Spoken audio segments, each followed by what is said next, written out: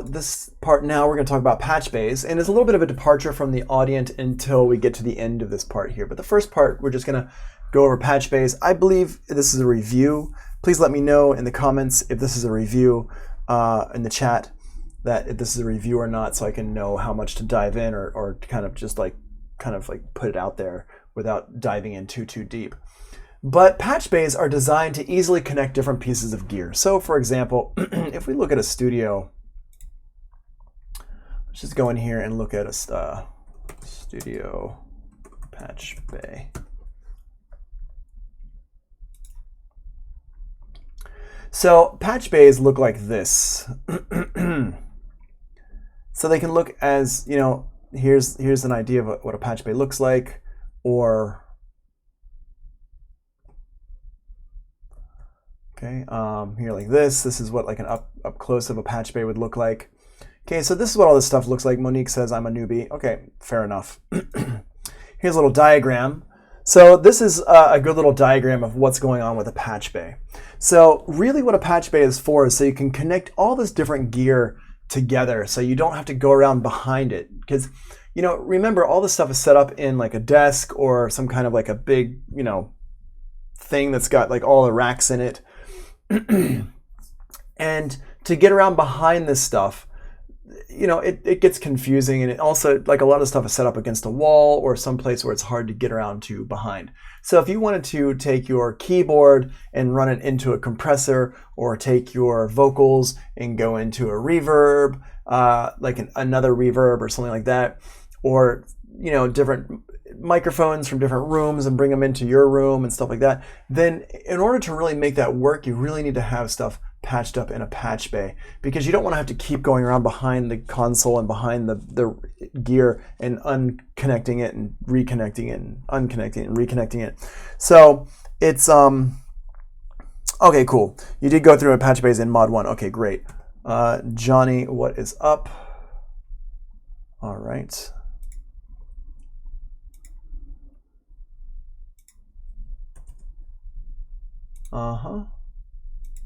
Cool. So, all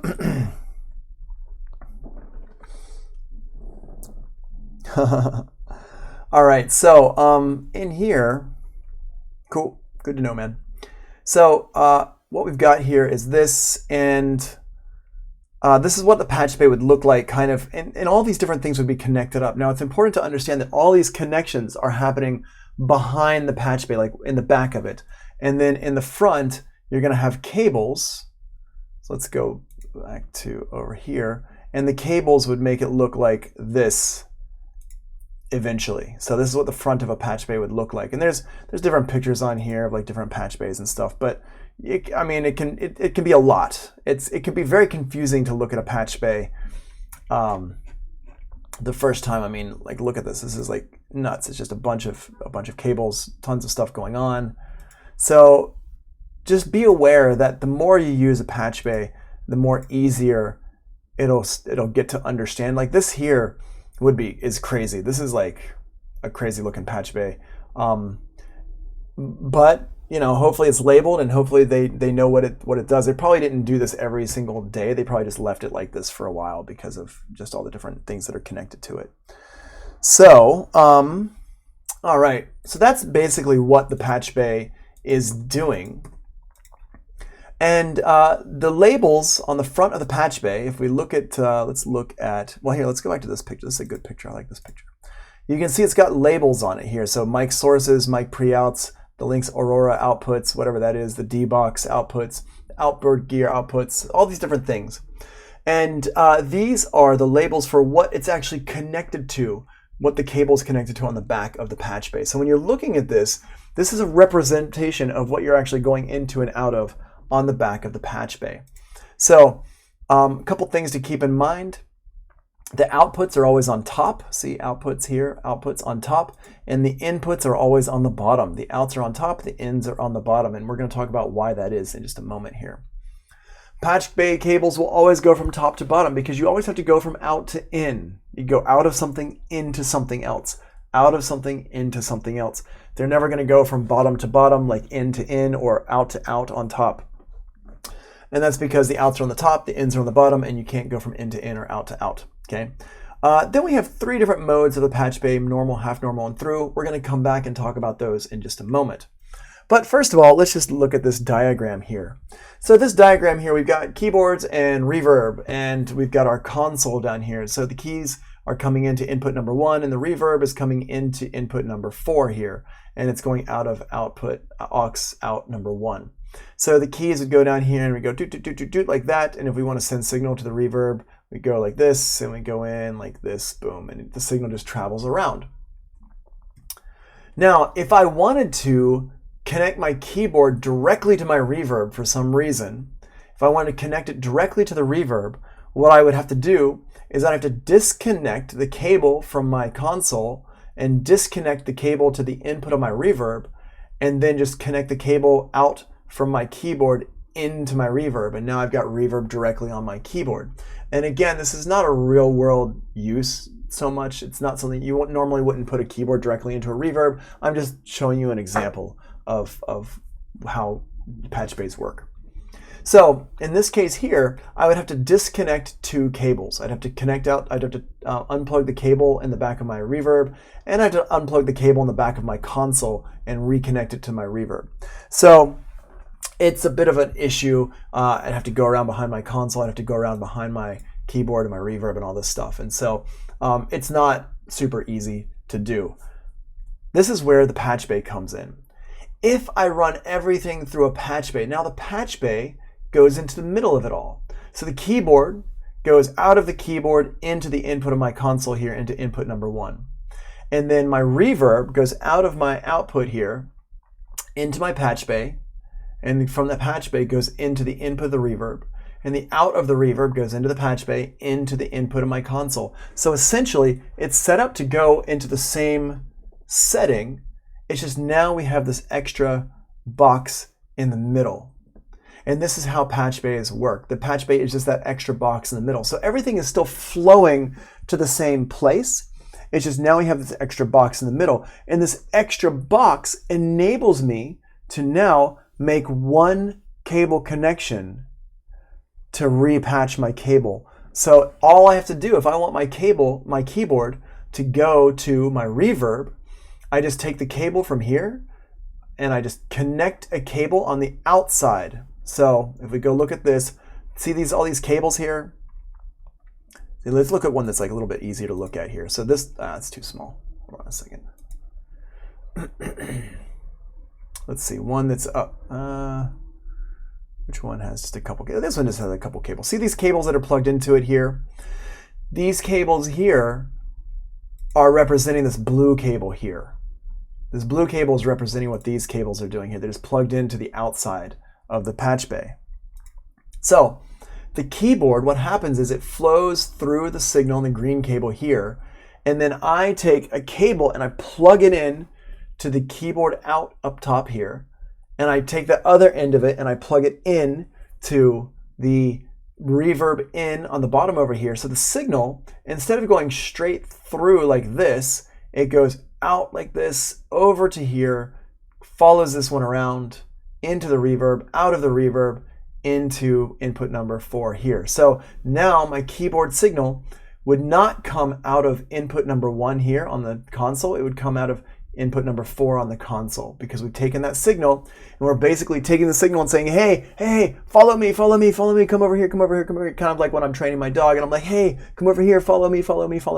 That's what we're doing. We're saying, hey, signal, come follow me. Let's go over to here and go through over to the reverb. And that's essentially what a Patchbay does. That is the most simplistic explanation of our Patchbays. It just takes our signal and moves it from one section to another section, so we don't have to disconnect. Now, I don't have to disconnect all these cables. I just have my cables set up and we're good to go. Now, one thing you might notice is that there are twice as many cables now as there were in the beginning. So here's what the beginning looked like. I had 3 cables, 1, 2, 3. But with a Patchbay, I have to have twice as many cables. 1, 2, 3, 4, 5, 6. 6 different cables. And the reason why I've got 6 different cables is because now I've got this box in the middle of everything, and we have to go through that box in order to get to stuff. So that's what's going on there. Okay, so if you look at this carefully, and really to understand this stuff, to understand Patchbays, you're going to have to study this and understand it. It takes a while. Patchbays are conceptually strange. Let's call them conceptually strange. It's not hard to use. It's really easy to use because literally just taking a cable and plugging it in. But it's tricky to understand conceptually what's going on. And to the point where if I don't use a Patchbay for a few years, I had a Patchbay set up when I was in Japan. I had a Patchbay for all my stuff. When I moved back to America, I didn't really need the Patchbay anymore, so I put it in the closet and I forgot about it for a while because I didn't have as much gear. I sold a lot of my gear when I was in Japan. Then when I got to America and I was using everything, I didn't have the Patchbay, a couple of years ago, I wanted to use the Patchbay again, so I dug it out of the closet and I set it up because I've got different gear that can route around and use effects and stuff from different other gear. And it had been, probably 14 years since I had used that Patchbay. I came back to America in 2004, and this is 2018 when I was like, yeah, I want to buy some gear and use my Patchbay again. So I'd just been sitting in the closet for 14 years. The Patchbays are not big, so it just kind of traveled with me. And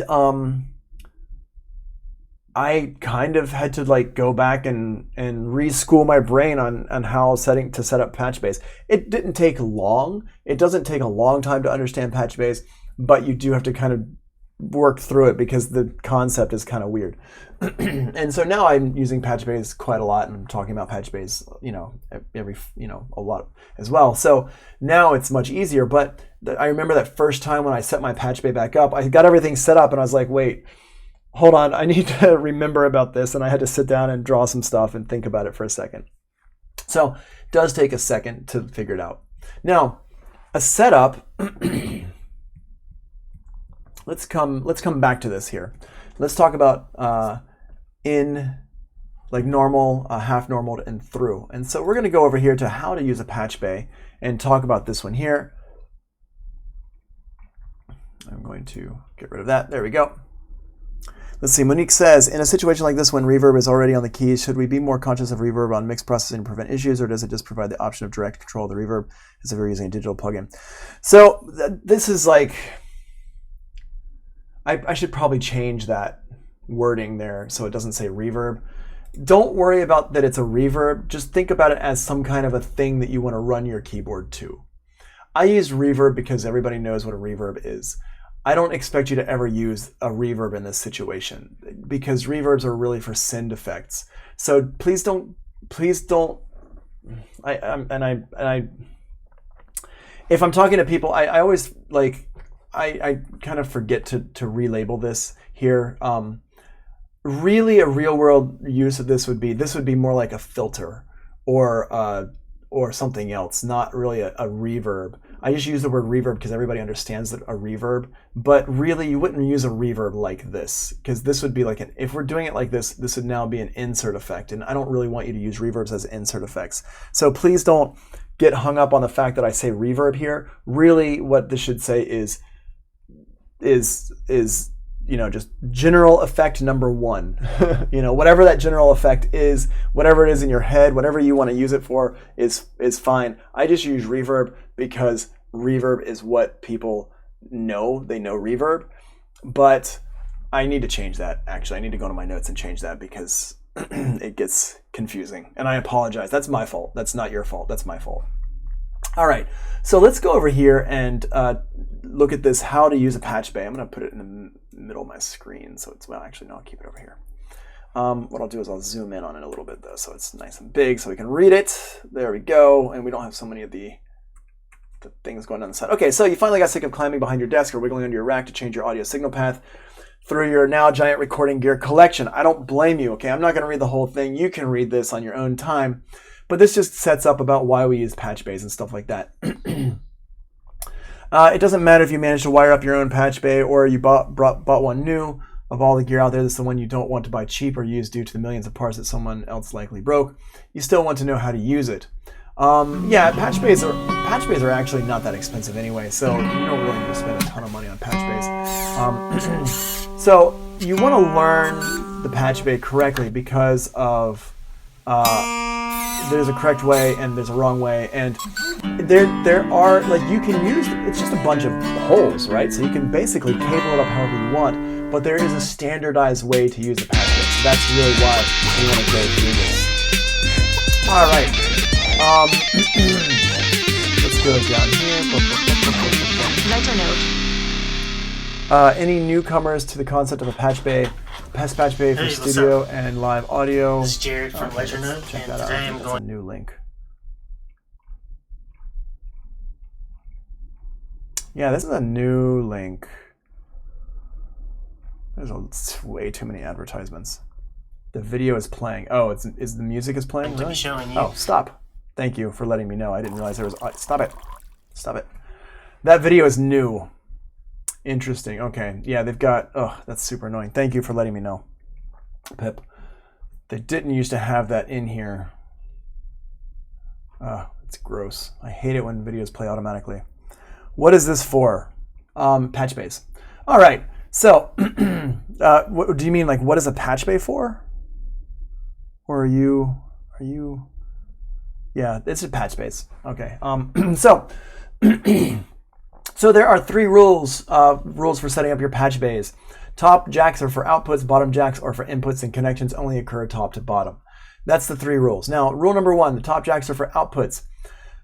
Because your output signal is always going from the top to the bottom, that's rule number 1. You always want to make sure we're going in there doing that. Let me know if that video starts playing audio there. And the bottom jacks are for inputs. So we always want to go out to in. We always want to make sure we go out to in. So it's always going to go from top to bottom. And it doesn't have to be on the same row. It can be on different rows. So if we go back here and look at this Patchbay over here, this one, see how there's a row up top and there's a row on the bottom? Well, you might have several different Patchbays going on. So that's how these things get to be so huge. Like this, you have several different rows of Patchbays. Right here. So what we're talking about is it goes from out to in here, and this would go from out to in here. But like a lot of these, you'll see it goes from out on top to the bottom down here. See that, how it goes from this one here on top to the bottom down here? Well, that's because we need to go from one piece of gear to another piece of gear. And a lot of times, the outputs and inputs are for the same gear on the top and the bottom, like this, okay? And again, this stuff becomes easier the more we start looking at it. The Patchbays are always tricky in the very, very beginning. All right, so there's a little picture about this right there. Boom, there you go. All right. So now Patchbay organization tips. Make sure you label your jacks. Make sure you label it. Labeling, super, super important. Only patch what you use. If you're not going to use it for patching, then don't patch it up. Because remember, for every time you use a patch, you're doubling up your cable count. So if you're gonna use like a whole bunch of stuff, if you have like 3 cables, that's gonna double to 6 cables. So only use what you need to, only patch what you must. Forget about the order. Don't worry about the order stuff. The organization only goes so far. So when you first start things off, you might want to try to put things in a certain like way. And that's great for the very beginning, but then later on, don't keep trying to keep things ordered. So for example, let's say you've got a studio and you got a drum machine and a keyboard and like 5 keyboards and some EQs and preamps. Well, in the beginning, you might want to have the EQs and the preamps and then the keyboards and the drums. But let's say you buy another keyboard. Well, then you want to put that keyboard next to the drums. And then let's say you buy another drum machine. Well, then you want to put that drum machine next to the keyboard. You might want to say, I should organize this and have all my drum machines together and all my keyboards together. But don't worry about it, because if you do that, then it's going to kind of stop you from wanting to buy new gear or stay organized or whatever. You're going to have to spend all that time rewiring stuff. So other little things start creeping in there. So just organize it once, set it up, and then after that, just put things in wherever you have free space. All right, don't match top to bottom. This depends. It depends what you've got in your studio and what you're doing. So it says don't match top to bottom the gear, and that really is true. But what you're going to match top to bottom, I guess in my head, because I'm so used to doing patching and stuff now and setting up studios, that when I think about matching, I think about like matching the gear to the source to its destination. So you do want to match your gear, your source to its destination. For example, if I've got my console, I've got my keyboard is always coming into my console, like in this situation over here. My keyboard is always going into my console. This is what you want to have matched up. So like what they're talking about in this paragraph here is don't match the reverb out to the reverb in. So don't have the reverb out and the in connected up here. What you'd want to have is you'd want to have the out of the reverb coming into the in of the console, the out of the keyboard coming into the in of the console. And that's because of when we have things normaled up. And remember we talked about normal stuff before, so we're just going to take that one step further and talk about that normal stuff again here. But basically, you don't want to have the output of the reverb on top of the input of the reverb, because that's going to create a feedback loop. Now there are some, of course, there are some exceptions to this rule. And I'm going to show you some stuff in just a second about exceptions to that. But essentially, if you are coming into a console, you want to have everything going through into that console. So use short color-coded patch cables. So use the shortest cables you can and make sure they're color-coded and try to get some color codes. Like just use different colors for different things. Okay, so now what with labeling, do you tag the chord or is there space on the beta label? You always label on the patch bay. Don't ever label the chord. The cables should just be blank cables that you can use for whatever. You can just grab a handful of cables and use them. All of your labeling is done on the patch bay itself. So you can see here, if I zoom in on this, you can see they've got labels on the patch bay here, not on the cable itself. It's you never label the cable. That rhymes. Ha ha ha ha. All right. So let's go down here and talk about normal, half normal, and through. Okay, so most of what you're going to use is normal. So this gets a little bit confusing, but it says with Patchbays you can change modes with a switch. Some require you to physically manipulate the jacks. So there's 3 different modes, and some of them, different Patchbays kind of use different ways to kind of get these modes changed. Most of the time, I would say, depending on your situation, a lot of the time you're going to use normal mode.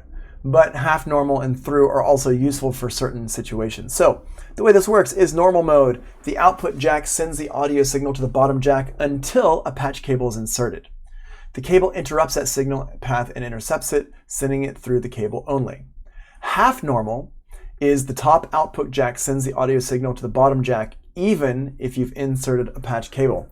This lets you split the signal to send to 2 inputs. The splitting will be interrupted if a cable is patched into the front input though. So through mode, the top output jacks only send the signal to each other, front to back to front, unless you plug in a cable to the signal. So in through mode, you need to have cables. Normal mode, you do not need to have cables. In half normal mode, you have a choice. It's going to split the signal. Montezuma says, if y'all think this is confusing, try learning modular synthesis. Oh, we are going to learn modular synthesis. Don't you worry. And yes, it's confusing. All right, so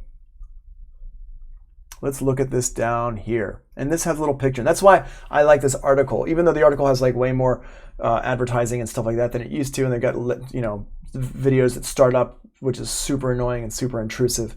It's still a really good article because of stuff like this. So the Patchbay modes. We've got here the normal, half normal, and through. And what we're looking at here is a side view.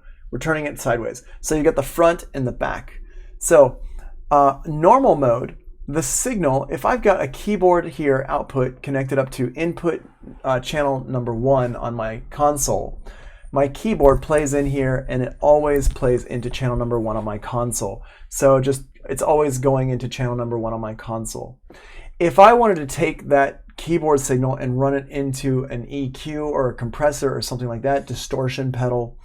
Then I take the cable and I plug it into something else, and I plug it in here, and it takes that signal and it changes it so it's going to somewhere else.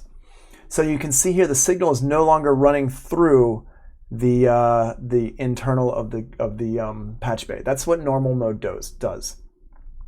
Half normal, what it does is the signal is going to both at the same time. So it's going from my keyboard output into my channel number 1, but I can also take it and run it to my distortion pedal, but it's still going to go to my input number 1 on my console here. So we're taking that signal and we're splitting it to 2 different places. The original place, which is what the patch bay is set up for, and then my second destination, which is like my distortion pedal or something like that.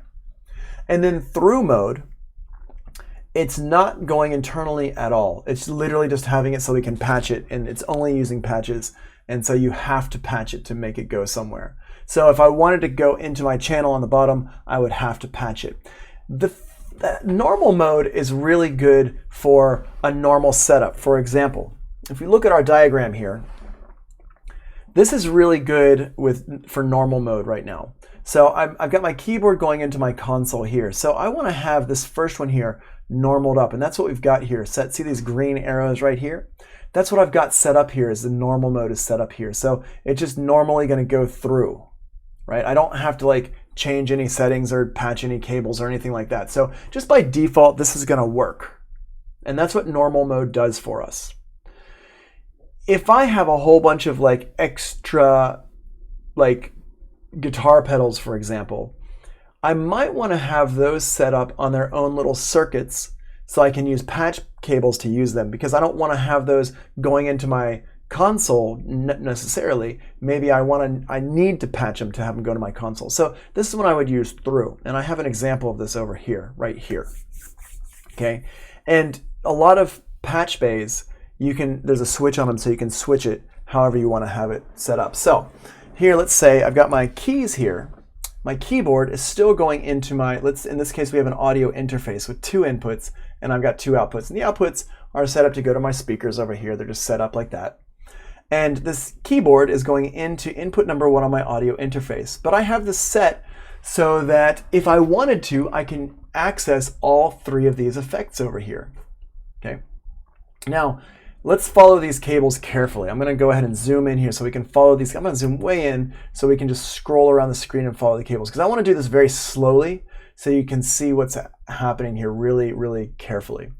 So the output of my keyboard follows around here and goes into my patch bay. Remember, this is the back of the patch bay. The green cables are the back of my patch bay. So it's going in, and internally it goes through the patch bay and into my input on my audio interface. Okay, so this one here is going into the input of the audio interface right here. Now this effect number 1 is on its own right now. It's basically on a feedback loop. We're not going to hear it, so it doesn't matter if it's feeding back or not. It's not going to do any damage to anything right here, unless it might damage its own internal circuits, but probably not. So the output here is set up to go down here. It's plugged into the back of my patch bay here. This one is set to through. So nothing's, and so actually because it's set to through, it's not going through. It's not doing anything. It's not connected. See how this one is connected? This one here is not connected. And the cable, if we follow this cable around, see, it comes back into itself. All right. So the reason why I have all these cables the same color is because I wanted to, for later on, I'm showing you the back versus the front of the patch bay. So this is the back of the patch bay here. These are all green to denote that they are the back of the patch bay. Now let's go look at effects number 2. A green cable, it's the back of the patch bay. It goes out over here, boom. It is not connected through to the input of itself. I connect it up here on the bottom,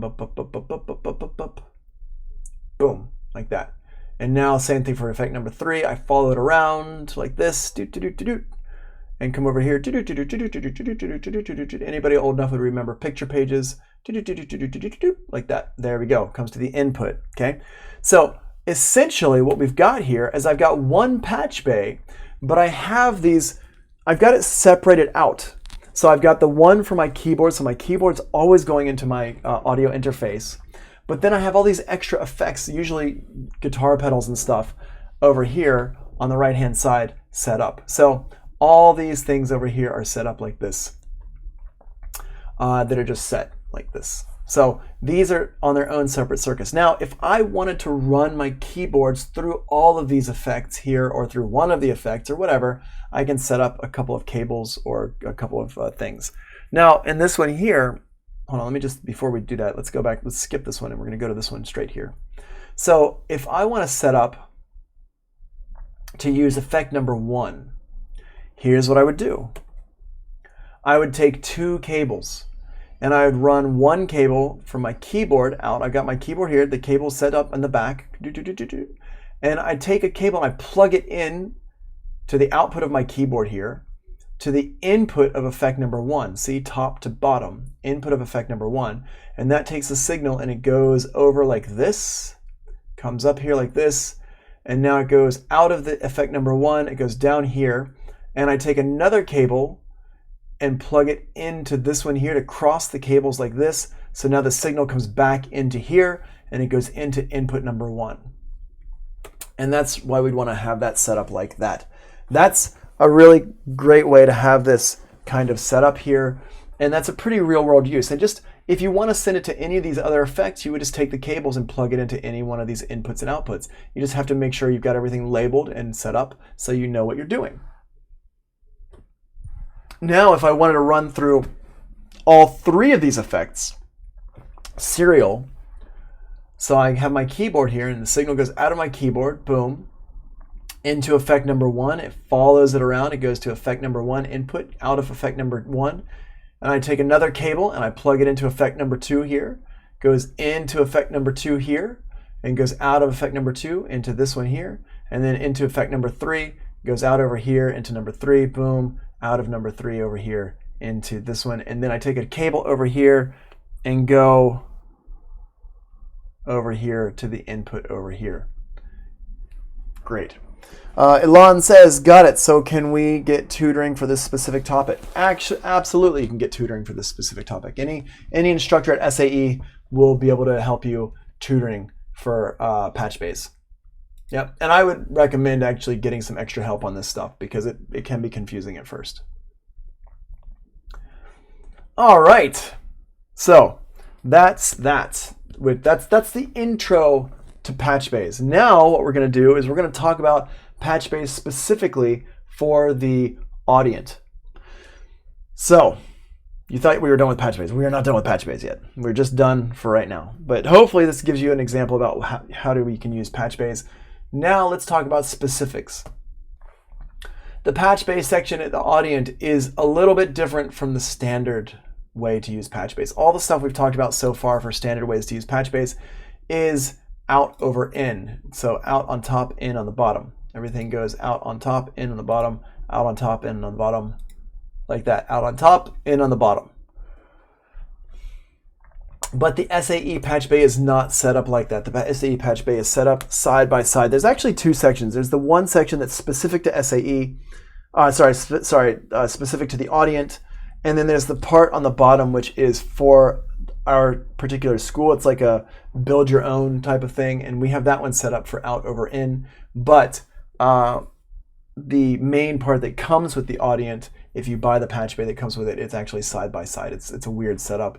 It's super confusing and super annoying when you learn it one way and then you have to apply it the other way. But just keep in mind, if you follow the labeling of all this stuff, then you'll be good to go.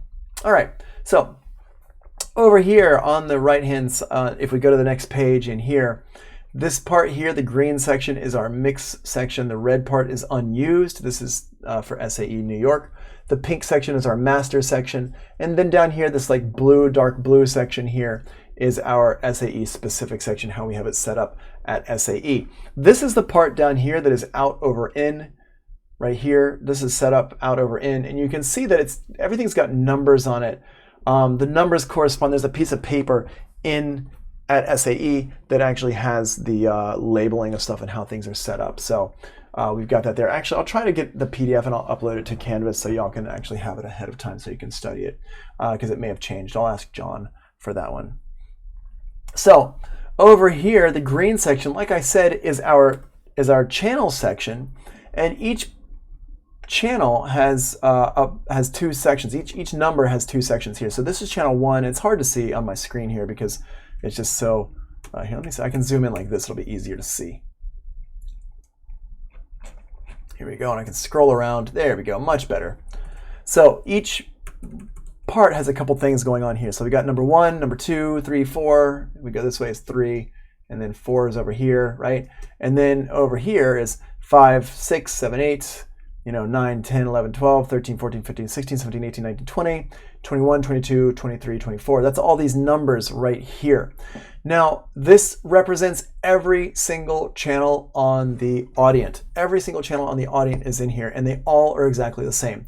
They're all split into two sections. You've got the tape return path and the channel path. The tape return path is the monitor path, and the channel path is the input path. I wish they had just said monitor path and input path. It says tape return path and channel path. If you're looking at the 4816 or whatever, the one we were just with the software that we've got, that might say it might say DAW return path and something like that. But anyway, ours says tape return path. That is the monitor path coming from the multi-track recorder. Remember, tape is multi-track recorder. In our case, it's the DAW. And the channel path is your input path. So just remember that. And if we use our color coding that we've used on the main part of the board, the lighter part is our monitor path, the darker part is our input path. And you can see that, the darker background and the lighter background. Now, each one here says play to tape in and device out to line in. So this play A to tape in. Play A is the output play of our multi-track recorder, and it says play because you're playing back from a multi-track recorder. That's coming from our multi-track recorder to tape in. So in our case, this is coming from our DAW Pro Tools. Channel 1 is coming into the back of the tape in on the back of the console. And if we look at, here, let's take a look at this real quick so I can just show you something. The audient introduction over here.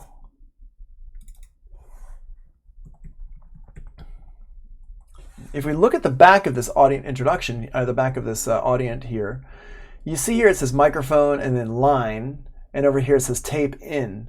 And this one says line, the first one is line in, and this one is tape in. Well, that's what we're essentially connected up to. See how this one says tape in, right? And this one says line in? That's because the cable is going from this one here, it's connected to this one here.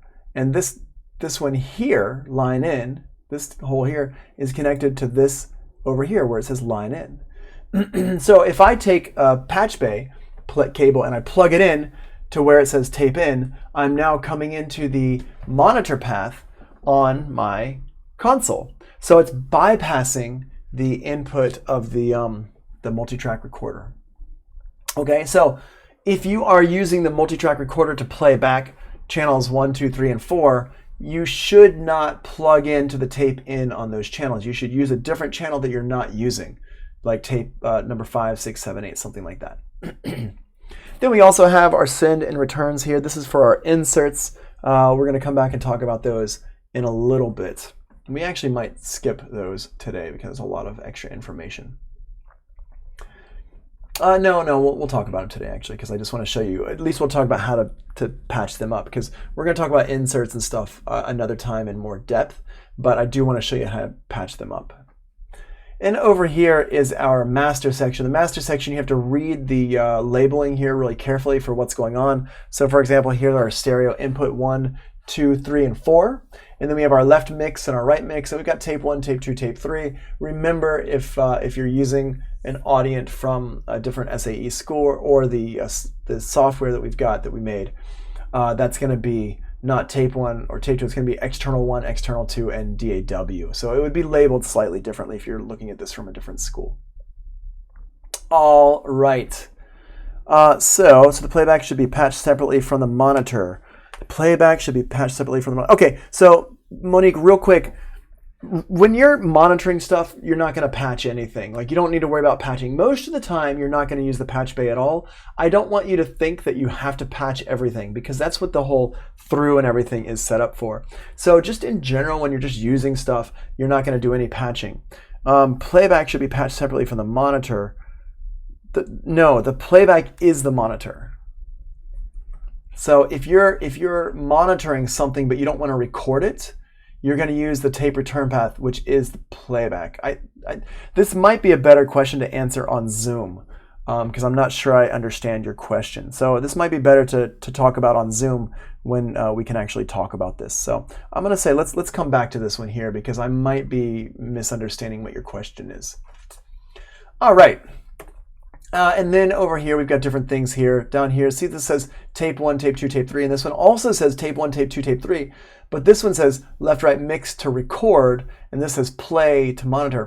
What we're using here, this is our record path into our tape machines, and this is our playback path from the tape machines here. And we know that because this one says record and this one says play.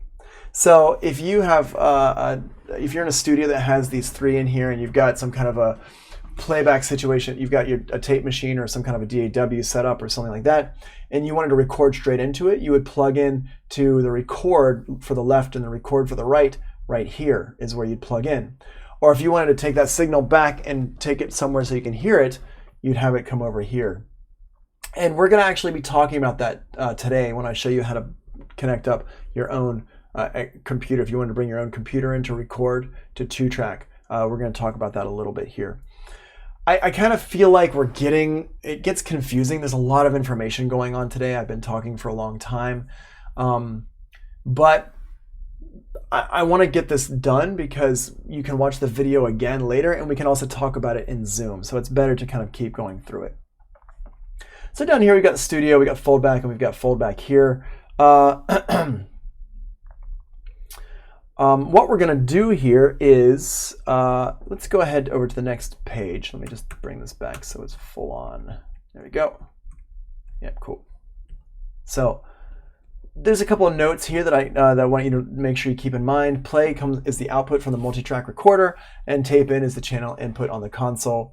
That's for the monitor path. And the input path is the dev out, some device like a keyboard, reverb, something like that. And line in is the channel input on the console. So this is the monitor path and the input path. And once again, the monitor path is the white section over here, and the input path is the darker section over here. And it's the same for every single channel. Channel 1, channel 2, channel 3, channel 4, channel 5, channel 6, 7, 8, 9, 10, 11, 12, like that. All right, so now we get down to some real specifics. If I want to insert a compressor on a kick, if I have a kick drum coming in, I'm recording a kick drum from a drum kit, and I want to put a compressor on it. We have a couple different compressors. We got the Drummer. We've also got some other ones, some Behringer compressors, I think, like that. So what you do is you look up the channel number on the sheet of paper that's right there. So the Drummer is set up. It would be printed on there. The Drummer, the outputs are 27 through 30, and the inputs are 75 through 78. Well, that is on this here. What did it say? It said 27 through 30. Okay, so if we look down here on the bottom, oops. Okay, if we look down here on the bottom, 27 through 30. So that means that the Drummer compressor input number 1 is, output number 1 is 27, 28, 29, and 30. 1, 2, 3, 4. Output number 1, output number 2, output number 3, and output number 4. Now remember, it's outs over ins. So the input is down here, 75, 76, 77, 78. So if I wanted to go into my compressor number 1, I'd take a cable from somewhere up top and I bring it into number 75 down here, because it says 75 right here. Okay, so whatever the label says on the paper, that's what you're going to plug into. So the output, the input on the compressor is input, it's number 75. So that's right here, 75, right there. Okay, The output is the one above it, because remember we're going out over in, so the output is above it. That's 27 through 30. So number 27 and number 75 if I want to come into my drummer input number 1. And Drummer is just a company that makes this compressor. That's what Drummer is. Drummer is not another word for compressor. Drummer is the name of the company that makes the compressor. So just be aware of that. So step number 1 is we locate the compressor patch points.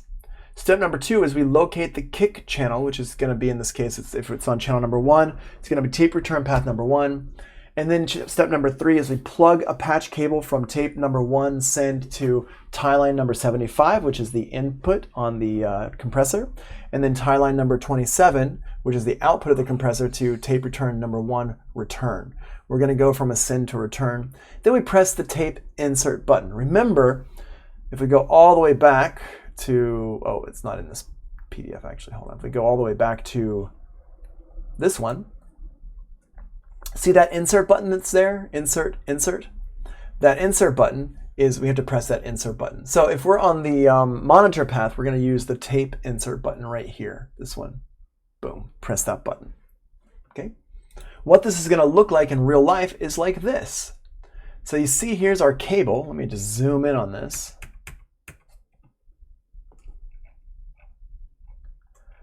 So step number, whatever it was, so first thing we do is we locate where the drummer is on here. So it's down here on the bottom, and then we locate which channel we want to use. That's our kick drum, so it's channel number 1 in this case. So I'm going to take a cable, I'm going to plug it into the send, and I'm going to take the cable,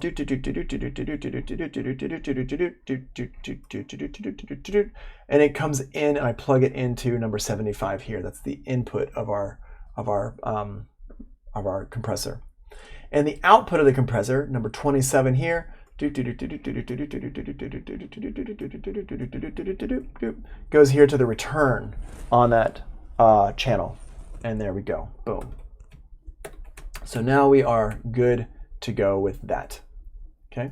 So I know that this is, I'm kind of going over a little bit quickly. Once again, this answered your question? Great. Okay. So once again, the video is going to come in handy because you can rewatch the video, and then also don't forget you are going to put your hands on this stuff. So again, when you go into the room, make sure you have your notes with you, because if you don't have your notes with you, you're going to be so lost. Having your notes with you, you can just open up the notes. If I say, please patch in a kick drum to the compressor, don't look at me and be like, how do I do that? First thing you do is you open up your notes and you look at it and you read the notes, step 1, step 2, step 3, step 4, and you're good to go. Cool. All right. If we want to send a signal to the reverb, then return the reverb to a channel. Remember, the other day we talked about our reverb, patching reverb and EQ. You don't need to use any patch cables to use a reverb just in general. Well, in this case, we're going to use a patch cable to bring the reverb to a channel so we can EQ that reverb. So a couple things to keep in mind. The reverb, the MIDI verb reverb is normal to aux sends 1 and 2, and the reverb return is normal to stereo input number 1. So with that knowledge in mind, if I say, please patch the reverb into channels 23 and 24 so we can EQ them.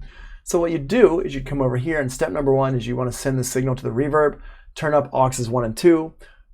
Step number 2 is turn up the aux sends masters to like 1 o'clock or so.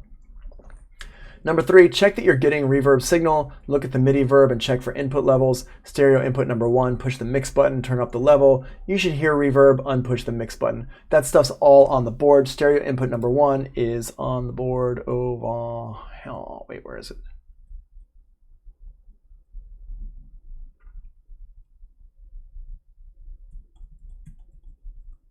Oh, it's not in this. It's not in these diagrams here. It's in the upper right-hand corner section. I already closed my screen, but you can look at one of the other videos. It's actually here. Let's do this. Let's load that up, just so I can show you. SAE Audient. I'll give this a second to load.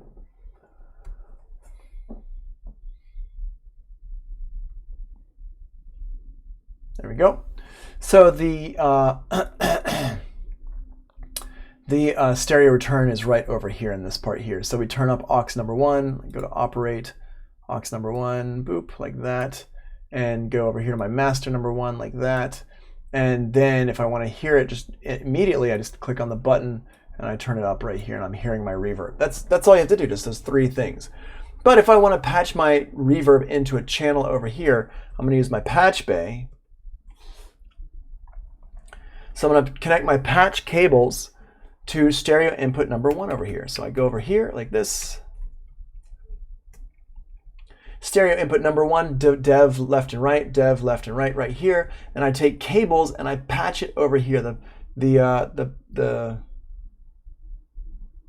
cables here are going to go into, there's 2 different cables. I've got green, I've got pink. The green ones are for the monitor path and the pink ones are for the input path. If I want to record my reverb, I could do it. You don't actually have to use patch cables to record stuff at SAE because remember, the Audient has a little routing section up here up top for each one. So we don't actually have to use patch cables to record the signal. Just use patch cables if you wanted to bring it back and EQ it. But if you wanted to EQ it and record the EQ, then you would use the routing matrix from the channel itself, and you would use the pink ones here if you want to record that EQ. Okay, so this is what we would do here. Just bring it back into the tape in or the line in, depending on if you want to record or not. And it comes from the stereo input number 1 device left and right. And remember that dev stands for the signal that's coming from the device. That's what that means. I realize this is all a lot to take in as I'm talking about it. I'm just like, every time I talk about this, I'm just like, I know it's a lot, but you know, just understand that you'll get it. Eventually you will get it. Okay, so let's go ahead and recording to your audio interface. Now, if I want to record to my own audio interface, if I bring in my own audio interface and I want to record into my own computer audio interface, then it's not that hard to do. Actually, you just need 2 cables, but you need 2 special cables, not TT cables, but 1/4 inch to TT cables. So 2 special cables, you have to request them from John or who else is there? Ben.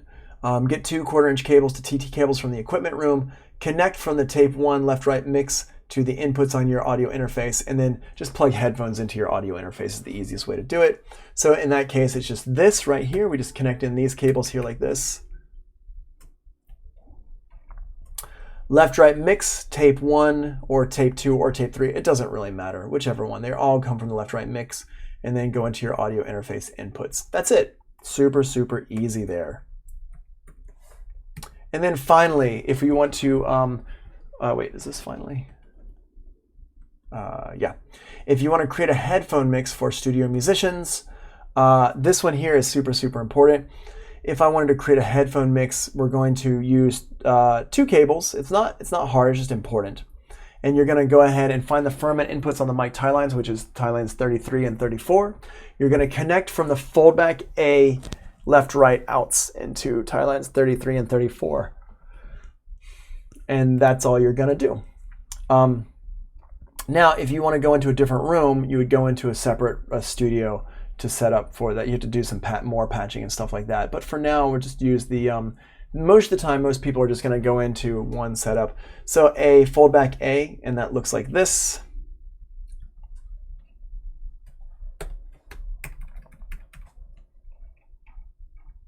Foldback A, left and right out, comes down here, boop, boop, boop, boop, boop, boop, boop, boop, boop, to 33 and 34. Now, that's the patching part, and you have to patch in order to set up your headphone mix, but there's more that you have to do on the console. You have to turn up aux sins masters on aux A, turn up the foldback A, and then foldback A, push A, left and right buttons, and then create your headphone mix, turn up the level for whatever you want to send to the headphone mix. Remember, it also has to be pre-fader. So foldback solo button if you want to hear it in your mix. So what that means is basically, QA, remember we got QA right here, so I turn these up over here, push that pre-fader button, the one in the middle, boop. Really hard to see on this, like, you know, if it's actually being pushed in or not. So push that pre-fader button. Let me zoom in here. And then over here, don't forget you have to turn up the A right here as well. And then I go down here and I push the A button for each of these. Boom, boom. And then turn it up here as well. So there's a few things you have to turn up here. Once you get these two things turned up and you get these buttons pressed, then I can just go through and create my headphone mix however I want to, more or less of the audio signal going through. But you also, before you do any of that, you have to make sure you're connected up on your on the patch cable, patching area. So that's it. That's the end of our Patchbays. Is this a scenario we could use for isolation booths as well, i.e. recording vocals in one and bass or strings in another? Yeah, so in order to do that, you actually don't need to do anything different. This is really just for a headphone mix if you want to have it like a separate headphone mix for each person.